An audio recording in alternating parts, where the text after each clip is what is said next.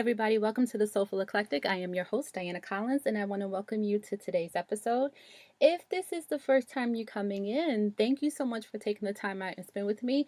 I appreciate you so much. And if this is your return visit, I just want to say welcome back, welcome back, welcome back. And thank you for taking the time out yet again to come on and listen to what me, and sometimes a guest have to say on the Soulful Eclectic.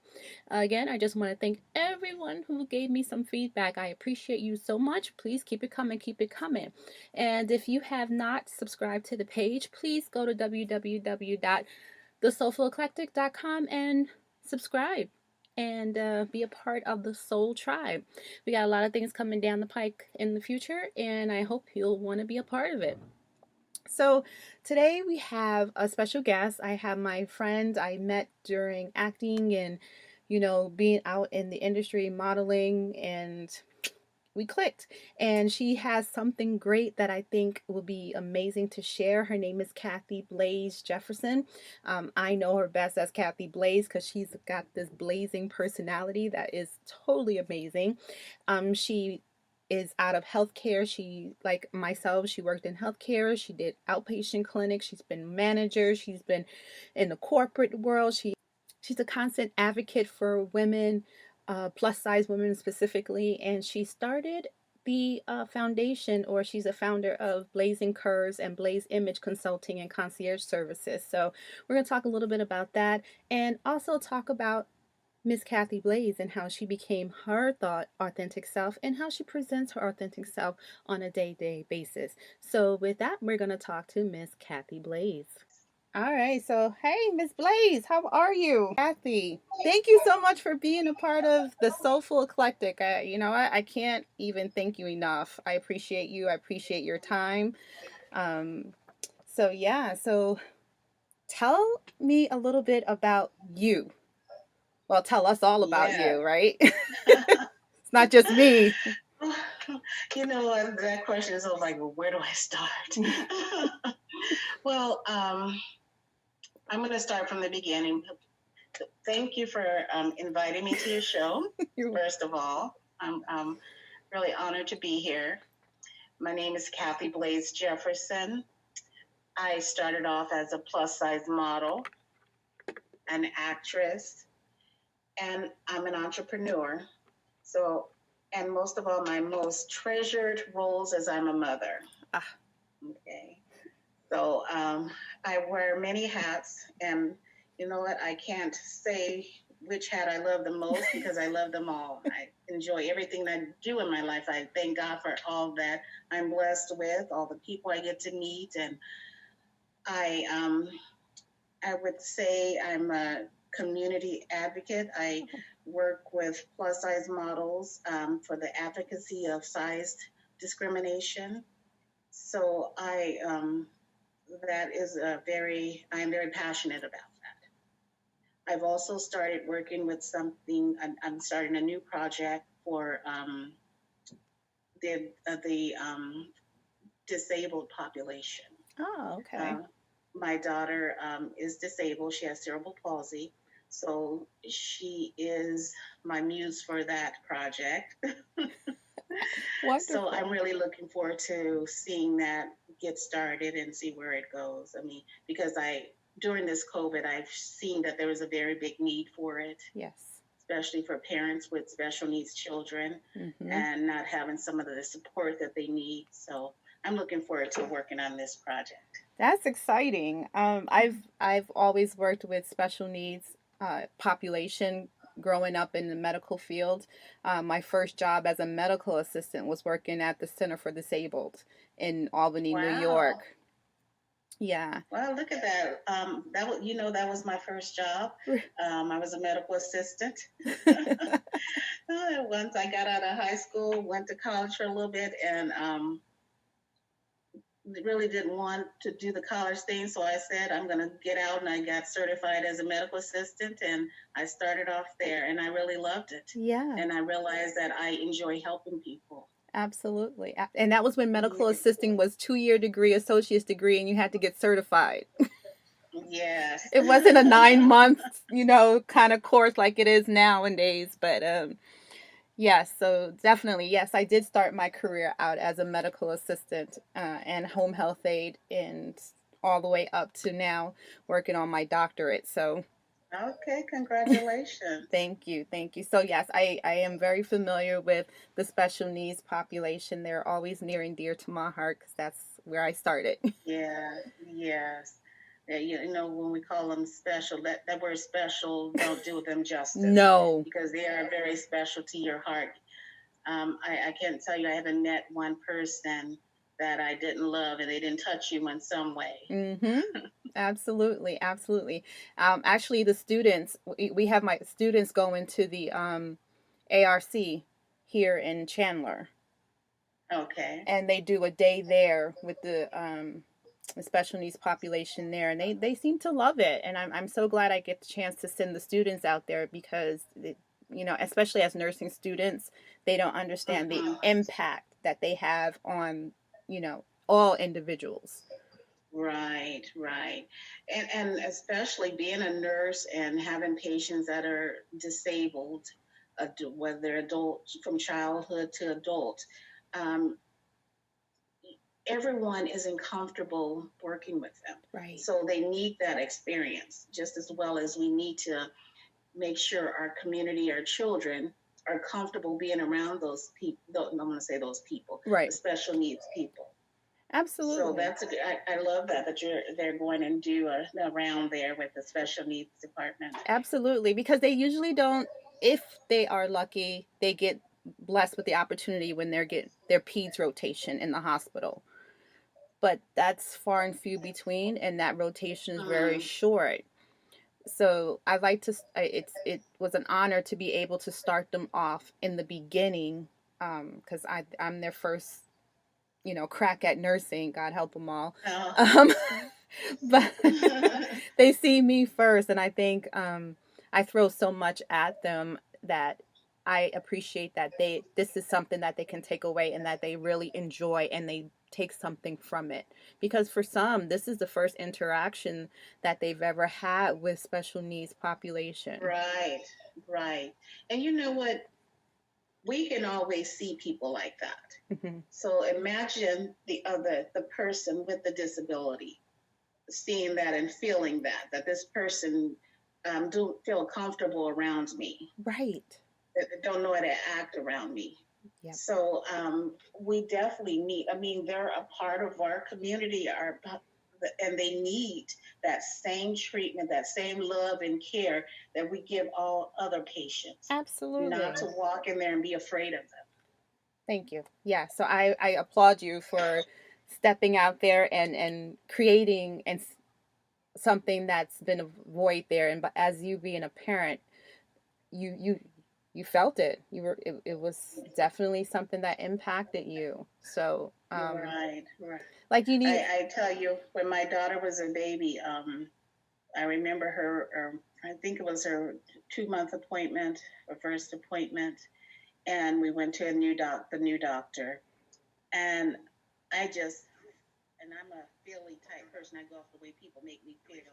And I felt like the doctor was just like withdrawn and cold, not treating the baby the way he would normally play with the baby and talk to the baby. But then I would hear him in the other rooms with the other peds, and he was a totally different. So me being Catholic, you know, I had to tell him something. And you know what? I don't think he really realized he was doing that. Mm. And from that day on, his attitude changed with her. See. Now, I could have sit there and not said that and just went home and been mad and talking about the man, but I didn't do that. I let him know right then and there how I was feeling as a parent. Yeah. And that changed his interaction, and he saw her throughout all her peds and her grade school years, and they were great. See, she didn't want him touching her, but they were great. They had an understanding. No, that you know what, and that's wonderful, and that's one of the things that I tell the community when I go out and do health and wellness education in the community. I said, you are your own advocate. If there is something that you do not like that your practitioner is doing, say something. Right. You have choices. Mm-hmm. They're there for you. Yes. Yes. Right. You're not there for them. They're there for you. So you Exactly. need to say they're there to care for you. So you need to say something. Yeah, so I'm glad you mentioned that and you say that because you know that's one of the things I always say. You have to advocate for yourself, especially when you can't do it, right? And as children, Right. they can't do it. And that's the thing. This is a population that can't advocate for themselves in Mm-hmm. a lot of ways. So there needs to be someone that's truly there advocating for them genuinely Mm-hmm. for that person's benefit, and but not their benefit. Right. That's one thing. Yeah, that's a difference. It has to be for that client's or that patient's benefit. Absolutely. And I've seen it the other way, that it's not really for the client's benefit. So We've seen it all, haven't we? You know, I can't even say that because there always ends up being something else whenever I say I've seen it all. I can't even, I don't even, I try not to say that anymore because then something else pops up. It's like, oh, God. Oh, I know, especially in the field that you work in, you're going to see so much. Oh, man. That was one thing I didn't mention. I worked in the healthcare industry probably for over 15 years. I started off in the Maricopa County clinics. Mm-hmm. I worked front office, back office, billing. I did what am I trying to say? What are the new docs coming in? Oh, what the new docs that are coming in the training? residencies or precepting? Precepting residents. I worked in residency, Mm-hmm. so I mean I've done different. I ended corporate in information technology. So what a big difference, right? Yeah. So I've seen it all in the healthcare industry. Medical records, I've seen it all. Electronic medical records, paper medical records, I've seen it all.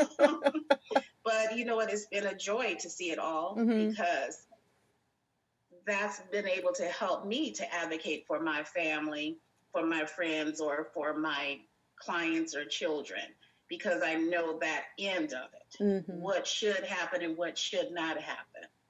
So that's the benefit of me working in the healthcare industry. I work with doctors, nurses, psychiatrists, billing, medical records, IT folks. I worked with them all, so I know the policies and procedures, and so I know how to advocate for my clients. So for me to sit back and not do anything would be wrong. Yeah. And I know that someone's being treated wrong. They're not getting the services that they need. So that is what my new project is, to help mothers, new mothers. We have a population. I'm going to say one of the populations that's near to my heart is our Black females that have special needs children. They may be single mothers, which we see a lot of single mothers that have given birth to special needs children. Yep. And a lot of them are young women that don't know what to do. And I remember that time when I had my daughter, and you're feeling some kind of way, like, what did I do wrong? And people are looking at you like, what did you do wrong? Yeah, because the first thing they think was that you were a drug abuser or you were alcohol abuser or things like that when they see special needs children. Right. And then another thing, you don't feel like that, I want to say, normal new mom. Because people don't treat you. They don't, oh, your baby's beautiful. Let me hold your. You can't do all that, because most times my daughter was in the hospital. She was a preemie. She was in the hospital for 2 months. So I was at the hospital every day for 2 months. And I remember the nurses and doctors saying, you're such a wonderful mom. You're here every day. But I realized, getting to know some of those moms when they did come, that a lot of them lived out in rural areas, far away, where they couldn't be there every day. Yeah. So I didn't judge them. Right. But I was the mom on that ICU unit, right, on that NICU unit, with those babies that didn't have their moms there with them. When I went to see my babies, I check in on them and see how they were doing. So that's a problem. That's a population that's near and dear to my heart, is the young women that are single moms that are having babies that are disabled. And you know, a lot of times you're lost. You don't know what to do. The doctors give you all these papers, do this, go to these appointments, go see this doctor, make sure the baby does this, go for therapy, physical, speech, occupational therapy. You're doing all this stuff. You've never heard some of those words before in your life. They may have had a social worker, a counselor, someone, nurse sit down and explain those things. But come on, a 21, 22, 25-year-old mom that's never even seen a special needs child in their family, never been exposed to one, but now you have a little one, maybe weighing 2 or 3 pounds, that you have to take care of. So you don't feel comfortable showing your friends, look at my baby, because it's not what you expected your baby to look. Because you know you always have them. This is what my baby's gonna look like. I'm gonna name her Jennifer, Marie, whatever. Right. You already have this thought of what you planned the baby shower, but you didn't have a baby shower because the baby came early or whatever. So everything didn't turn out the way you planned. So then you're dealing with a little bit of depression there. Yes. And I'm speaking about myself because those are the things that I went through. It was a little bit of depression. I remember sitting there in my rocking chair and just thinking, this wasn't what I had planned. Right. Who am I to plan it? Exactly. Right. My mother used to, my mother still says, if you want to hear God laugh, tell him what you plan. And he was definitely laughing at me. And I asked him plenty of times, what did I do wrong? Why did this happen? Look at this. Why did this happen to me? Right. Like something happened to me. I'm the one in the hospital, in this incubator being poked and prodded on like it happened to me. Right. I was more worried about myself. And that's what a lot of these mothers, and you know, I'm not saying all single mothers, parents, that's what they're going through. And then mothers and fathers are looking at each other crazy. Like, what you do wrong? What happened? Yes. We can't, well, how are we going to explain this to people? What happened to our baby? It becomes an image, right? It's all about your image. That's what it is. It's an image. It's an image. I remember my daughter, when she came home, my brother-in-law came over. And, you know, people say things and they don't mean to be rude or hurt your feelings, but they just say things. Her arms were really stiff. So that's when she ended up having to go to occupational therapy. And I remember she had her arm extended, and he was like, what is she pointing at? And you know I wanted to punch him. I know, right? Mom's defenses start. And that was my mode for a long time. I'm still in defense mode with her. I tell you, I am. Lord, I think I scared the mess that this man at Target one day. I'm like, what the heck are you staring at? He's like, ma'am, I wasn't looking at her. But we're always in defense mode because we think someone is looking or saying something. And did I lose you? I'm still here. I'm sorry. I was trying to turn off the people calling me. Oh. And I usually use the computer, so the phone is what I'm using. So I was trying to figure it out, but never mind. But you know what? people aren't always in that mode of wanting to be judgmental. Yes. They're just curious. They just don't understand. Mm-hmm. And because of our defensiveness being in our mode, we're making them feel uncomfortable. Right. Right. We're putting what we're feeling on other people because they don't understand. Just like this is new to me, it was new to a lot of people also. Right. New to people in my family also. So these are the people that's near and dear to my heart when it comes to this project. I want them to know the services that are out there, not have to struggle to find out what services my child can get, or to be able to be with a case manager that really don't care. Right.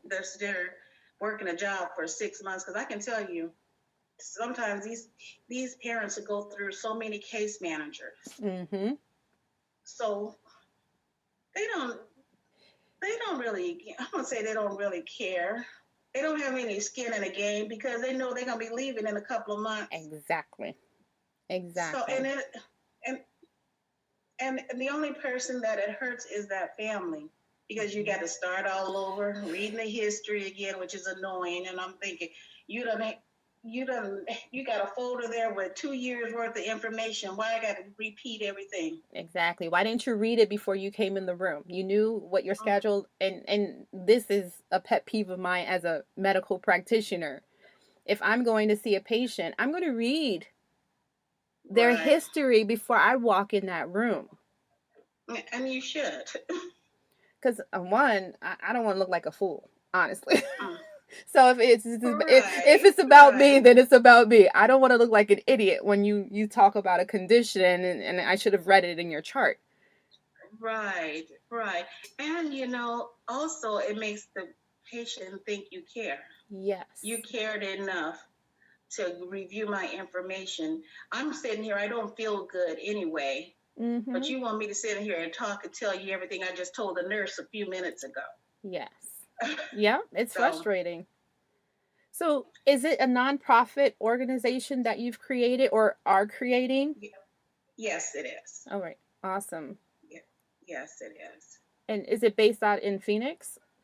It is. It is. It's based in Phoenix, but I call it's a national organization. Oh, nice. It's not just, I'm not a local girl, honey. All right. We're going to go international with it. I love it. Yes. So I'm really excited about this project. It's something that I started on something similar to it a couple of years ago, but then I started jumping all over the place, doing some other things, and I was ready to get it going. Nice. It seemed like it was the perfect time, right? Yes. With the pandemic, everything is, I don't want to say slowed down, but it kind of slowed down a little bit to make you regroup. And I think a lot of us took that time to do that, right? To rebuild and think about the needs that are out there in the community, because now it has changed. Yes, and the pandemic was one of the reasons that made me really think about, and I need to get this, because of the services changing for this population of people. And you know what? I'm using my daughter as an example. Okay, we're going to the zoo next week. Mm-hmm. Every day. We're going to the zoo next week. We're still going to the zoo next week? Mm-hmm. We're going to the zoo next week. Okay, Sunday, we're not going to the zoo. We're still going to the zoo next week? Right. Change is hard. So for a lot of this population that we're going to a day program or going to having a caretaker come into their homes to assist the mothers and fathers, weren't having that anymore. Mm-hmm. That's a devastating change for them. It's not like we can understand, okay, it's due to the pandemic, that's why they can't come in, blah, blah. A lot of these children, they don't understand that. Nope. They may speak only in 1 to 2 word utterances. Right. So you can't explain all that to them. Mm-hmm. So that showed me a lot. There's definitely a need there for this population, so that if something like this happens, there's something available for them. We're prepared for them. Yes. And we weren't prepared for that with them. No. Not at all. Not at all. No. I just witnessed it with the adult population, so I just know that with the younger population, no one was prepared for this at all. Right. This was not Right. something that they had a blueprint for, and maybe it's something that we should always think of, right? Because we never know.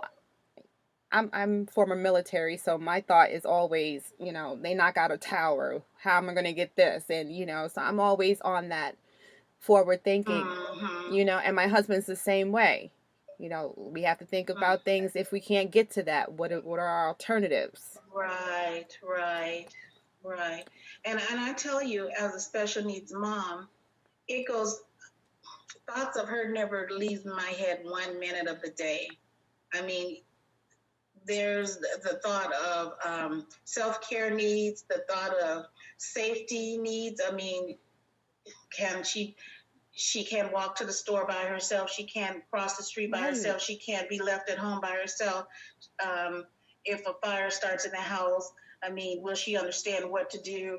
I mean, those are a lot of things that goes through the parent's head. I mean, if I'm not there and there's a caretaker, are they going to be able to make sure that my child is safe? Yes. Or can I send my child to the store with cousin, and cousin's going to make sure she's holding her hand so she don't dart out in the street because the car is coming. I mean, those types of things. Is she not going to put her hand on the stove? Or, right. I mean, those are the things that as a parent of a special needs child, you think about all day long. If they're out there with someone else, are they caring for them the way you would care for them? Exactly.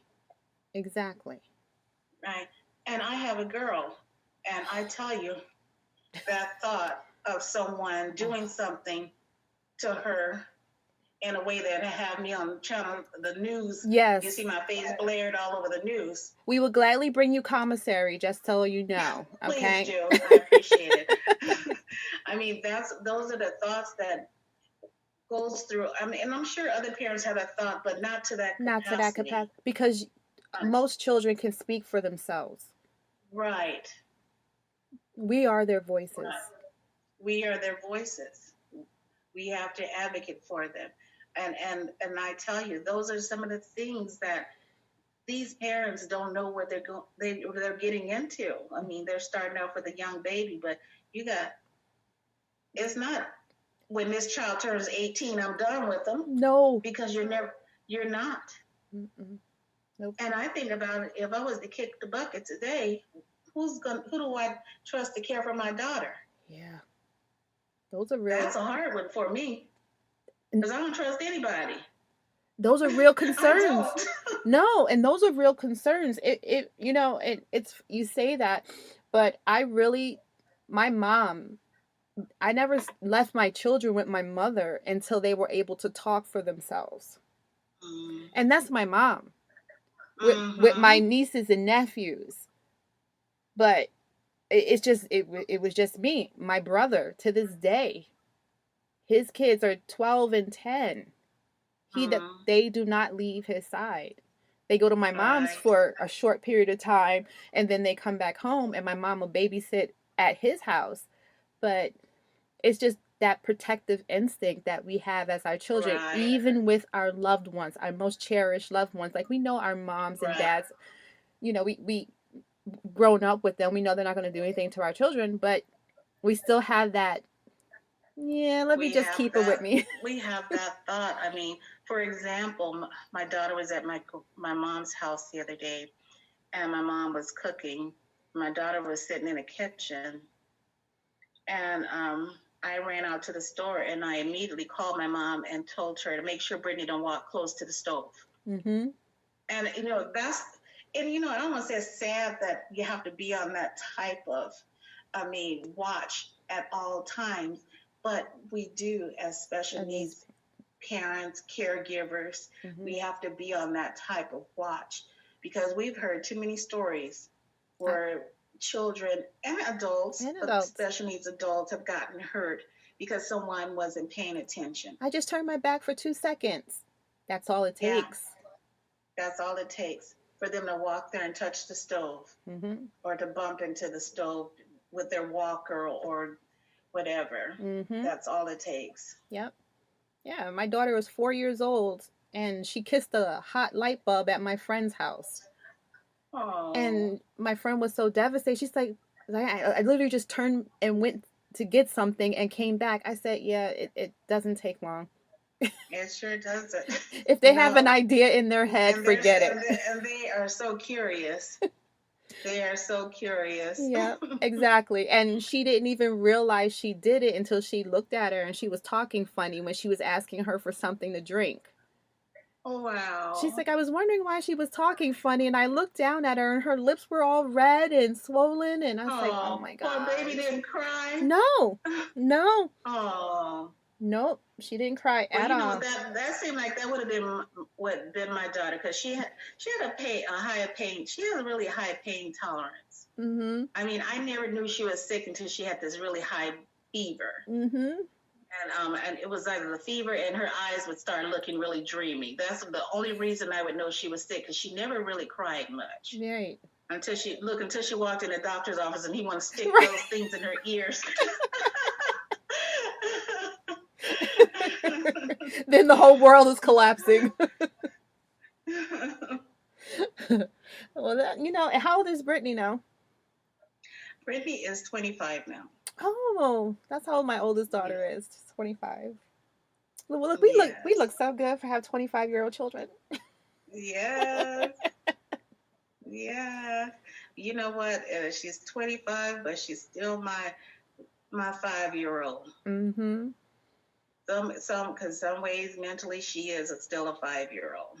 Right. And that's why, I mean, she has to be cared for daily. Mm-hmm.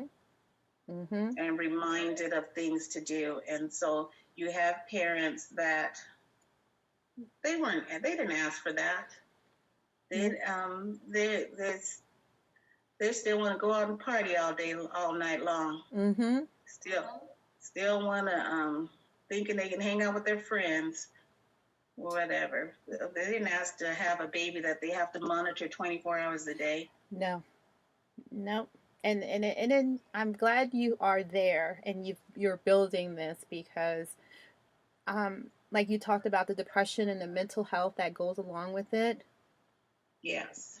Between suicide and death of the children, they need that support system. That's most definitely. Yeah. That's most definitely.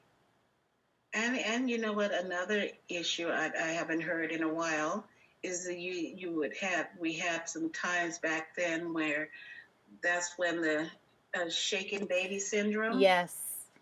Came about, and a lot of them were special babies also, because the baby may have cried a lot, or the mother. I mean, that mom is depressed, going through things. This is a new experience, and that's what happened. Yep. So there needs to be something really structured, set up in place to give these parents the understanding of who this new person is in their life, right, and how they're going to affect their life. Yes. How they're going to be a part. How are they going to make them a part of their family, so that they don't seem like this is an outsider. Yes. We have to bring this person in and make room for them. Yes. We have to stop doing what we're doing to make them so they're not like a burden. Yes. They're like that. They're that newborn that they dreamed of. Because it can still be that newborn that they dreamed of. Right. But we have to get the mindset right, and make it so that they understand all those key components of this baby. Make them understand the baby. Educate them on the baby. Yes. And not a one-time education. Right? I'd say that again. Not a one-time education. Right, right. That's true. Here, one time that packaging go. Right. No, not that one time. And that's the thing. It can't be because mom is going to go through different stages through this process, different emotions. Okay, baby's going through different things. Dad's probably going through different things. And oh, let's not forget other siblings. Yeah. That's associated with this puzzle here. Mm-hmm. They're going through this too because they're noticing, oh, mom's not paying us much attention now because she's too busy. Well, little Susie over here, and we can't even go to McDonald's and get our hamburger. Right. Okay. So we have to take that whole family unit, and they need to be a part of that and understand that baby. Yes. This new angel that's now a part of their family unit. Instead of making it seem like this is this little burden mm-hmm. that's done been dropped, the stork done dropped the wrong one on our porch. Mm-hmm. And but you know what I always say, God don't make no mistakes. Nope. And that's what I said is God blessed me. God trusted me to take care of her. Yeah. And that's the way we want parents to feel, that God trusted you to take care of one of his most special mm-hmm. children. Okay, why would he? If he knew you were going to hurt him or take care of him or not love him or her, why would he trust you with the baby? Exactly. And that's but you know what we're talking about here has just talked me through a whole process of what I want in place mm-hmm. because I want this to be a family thing and not just a mom and a baby, about a mom, because it's not just about a mom and a baby. There's a dad there somewhere. That in some families there's going to be children there. Mm-hmm. And you know what? Even if grandparents are involved too, yes. They can even come to some of the workshops or whatever, because they may, like you mentioned, your mom started to watch your children. My mom started to watch my daughter after she got a certain age. I was thankful because I couldn't trust her with anybody else. Right. Okay. So I was blessed to have my mom to be able to care for her when I went back to work. But, still I'll be on the phone calling. Yes. How's she doing? Did you do this?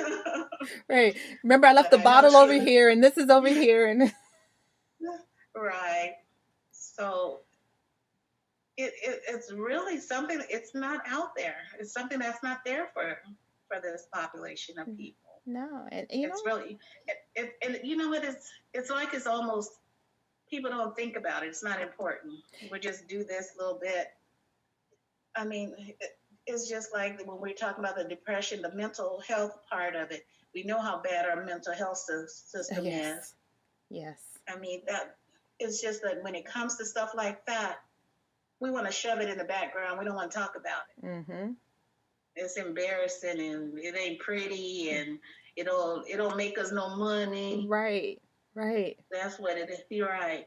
So we want to push it. And that's another thing. As Black community, Black families, Black units, we always hid stuff like that. Yes. Yes. We don't talk about stuff like that. Mm-hmm. And we have to change that. I grew up. I lived with my grandmother when I was growing up. My uncle lived there with us. My uncle had mental health illness. We never talked about it. Mm-mm.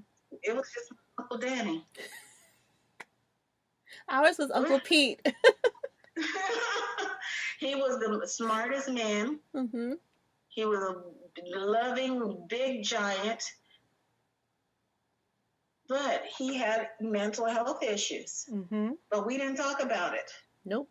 I don't even think I even remember hearing that word as a child, mental health. Mm-mm. He's just going through some things. He needs to be by himself. Mm-hmm. And yeah, he just by himself. He okay. Mm-hmm. Just leave him alone. Just leave him alone. That's what they would say. Bring him something to eat. Just leave him alone. Mm-hmm. But I do remember as a kid going, and you know what? That always stuck in my head after I had my daughter. You know, you get these things and you think there was a sign from God. Mm-hmm. And I'm not trying to get all godly on Right. anybody here, but there's just certain things that you think about that happened when you were a child, and it flipped around as an adult.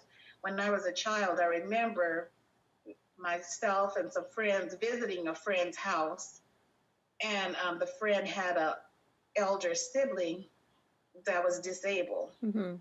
And we were at the door talking, and then the boy, I remember it being a boy, came out and talking in his language, said something, and it scared the heck out of me because I didn't know, I would say know what he was, who he was, or what was going on, because I had never been exposed to anyone like that. Right. We didn't see anyone in our neighborhood like that because they kept them in the house. Yes. And which is sad. They didn't come out and play with the normal children without disabilities. I don't even like saying normal children without disabilities. They kept them in the house. Yep. And sometimes you didn't even know they had another child. Right. Right. Mm-hmm. So, and I remember that feeling. I'm like, I was really afraid of that child back then because I didn't know any better. Mm-hmm. And that's why at this day and age, no child should ever be afraid of another child. No. Because of their disability. Exactly. That is one thing that I love about my daughter, and I'm going to get off of her. Her teachers used to tell me that they would like take their outings, and she would always push there was this little boy that was that was wheelchair bound, and he would drool, and my daughter would wipe his mouth and she would push him. And I'm like, and y'all had nerve to let her push him. I know how she pushed a cart in the grocery store. Oh, y'all got a lot of faith. But she was so caring, and that's what I see. Mm-hmm. If given the chance, we can see how caring they are. Yes. You see their heart. We don't give someone that's different a chance to show you their heart because we're so withdrawn and afraid or judgmental. Mm-hmm. So we don't give them a chance. Yeah. Yeah. Oh, I love that. I love that. I love the organization. What's the name of the organization, Kathy? It is called Raising Brit. Oh, I love it. Oh. Yeah. Yeah, my daughter's name is Brittany, so it's called Raising Brit. Oh, you're gonna make me cry. That's beautiful. So how do families contact you, or are you at that stage now, or? I'm not at that stage. I'm still working on. I've gotten all my paperwork in order. I have subliminally put a Facebook page up, but I haven't promoted it or anything. I do have a website, raisingbrit.com. Okay. Raisingbrit.org. I'm sorry. .org. Okay. All right. Well, that's good. So once it's up and running, we'll have you back on, and we do all this kind of fun stuff to get you get more action to it. And again, it's just all about supporting one another and lifting each other. And by you doing something that's this great, listen, I'm all on board. Anything that's for the kids, for health, for enriching the community, I am always on board because that's something we need, especially for the Black and Brown community. Oh, yes. Yes. And any way we can keep us all lifted and decrease infant mortality and of mom and baby, that's what it's all about. And that's part of it too, right? Because we're losing our children that way as well. So definitely let me know if there's anything I can do with that. I am so happy for you. I definitely will. And we will just keep that part going and talk more about that once you got all the other pieces. I know it's in its infancy right now. Yes. Like in the stages of development. I'm so excited. I've been dying to pull something, but my mentor is like, "Don't do it yet." Yeah. Yeah, don't be like me that just I just jump out and do stuff. I'm like, yeah, I'm just gonna do I it. I'll know. figure it out. I'll do it, and that's how I started the podcast. I just threw it up there. I was like, it'll come. I'll keep going, and we'll figure it Yes, out. this is awesome. This is Yeah. awesome. We need to see more podcasts like this. You keep this going because there's a lot of things that needs to be talked about. Yes, And absolutely. Well, thank you. yeah, you're Yeah, I'm gonna welcome. keep going for sure. So yeah, so we'll definitely get more information, and I'm gonna include that in our, notes so that as we Okay. go on, I mean, this is not going to be your first time and gone. You will definitely be back again. So, we're not Awesome. I we're look not going forward for to that. it. But you're not leaving me yet, unless you have time to. Okay. No, I'm good. All right, awesome. As you all know, it does. Our conversations can go on and on and on. And I just love Kathy so much. She has become a big part of my small circle that I have of friends. And, when you find that soul that you can connect with and you can vibe with and your energy works with, you hold on to those people. And Kathy Blaze Jefferson is definitely one of those people. And I just want to thank you again from the bottom of my heart for taking the time out for talking with us today, sharing us about Raising Brit. I can't wait to meet her. I'm sure she's an amazing young lady. And I look forward to many, many more projects that you have coming up because I know you have some great things on the fly as well. Speaking of such, you have the TV show, not TV talk show. I'm gonna say TV show because I'm making a sitcom for you already and putting you in the top of that sitcom. But you have the talk show that you're doing, Desert Wood Days, which is on local BTV, and you guys can find that on the local BTV app. And she's on there. Um, Gosh, what Wednesdays, I believe. Yes, Wednesdays. She's on there at 3 p.m. and at 7 p.m. on that on BTV. So please chime in and stream with her. She's not auditioning, but talking with local talent and actresses, models, singers, and things of that such here in Arizona. And it's just great to know the talent and see the talent that lives in your backyard. So check her out as well on Desert Wood Days. And I look forward to our next conversation with Miss Kathy Blaze because she is blazing through, and I can't wait to see what's new coming through on her. So thank you again. I just want to share with everyone that you can find the podcast on Apple Podcasts, Google Play, and Pandora, Spotify, as well as iHeartRadio. And also, you can log on to the website www.thesoulfuleclectic.com. Please subscribe if you have not done so already. We're starting to put out newsletters, and also we have a product line that's coming off of the Soulful Eclectic. It's called Divine Nubian Essentials, providing essential oil, hair products, skin products for our listeners and future viewers to participate in, and it's only going to be sold on the podcast website. So if you haven't become a member yet, please do so. And also, you can follow me on Facebook. I am on Facebook, DC, The Soulful Eclectic, as well as Instagram, The Soulful Eclectic. So you can find me there as well. So I look forward to hearing from you. I look forward to hearing your feedback. And thank you so much for taking the time out to spend with me. And if you haven't done so already, please check in on your friends and family that you hold dear to your heart and make sure they're okay, even if to say hi. I just want to say hi to see how you're doing. You don't have to have a whole conversation because I know not everybody want to talk on the phone, but at least drop them a line and say hello. Let them know that you or they are on your spirit.